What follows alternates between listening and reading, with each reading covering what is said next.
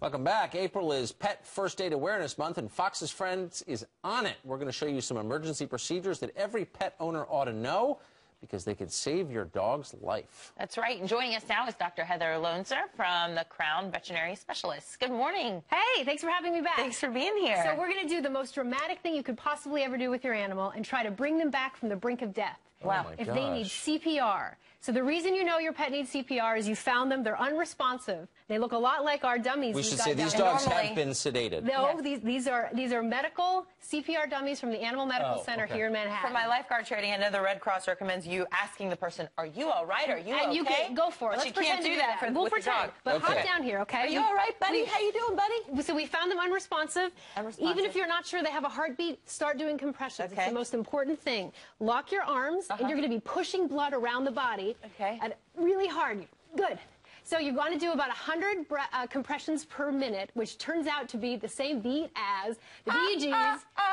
Stay alive, stay alive.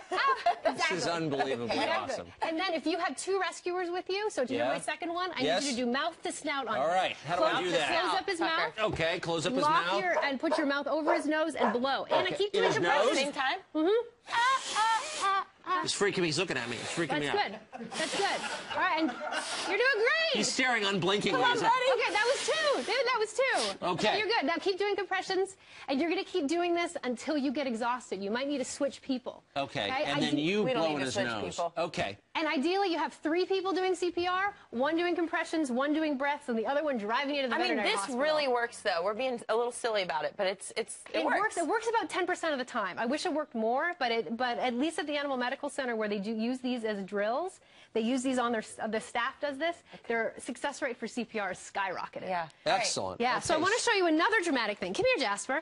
Say you find your dog, he's been hit by a car on the road. Super sad, but he's painful. A lot of people rush in and they want to try to lift him into the car really quickly, but you know what painful dogs do? They bite. Yes. So we need to do a muzzle really quickly so you don't end up in the ER too. Right. Okay. So a simple way to make a muzzle is you can actually take a scarf and you tie it over their nose like this.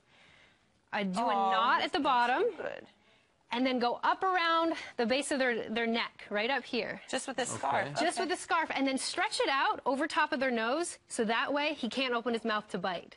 Okay? But make sure you take it off before you get in the car. He's because a very sweet dog. He's wonderful, but dogs they need to pant. Yes. So make sure you take it off. So how do you make a sling? Now, the sling is helpful if you have a dog whose back legs are weak. Yes. Either they've been injured or they have arthritis, I've had like that Jasper before. does. Right. You can take a bath towel like this, slide it underneath their belly like that, and that helps support them.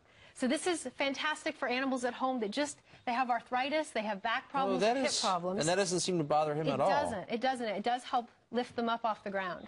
Because I get panic calls, people can't get their animals up. So you're taking just some of the weight off his hind legs. Exactly. You're just lifting up just a little bit. Dr. Heather, thank you so much. You're welcome. Fantastic, and I was just asking, if you want one of these, they cost a couple grand, so don't even bother, but they're very cool. But the Red Cross does do a, they do a pet CPR certification, which is cool. Yeah. Thank you.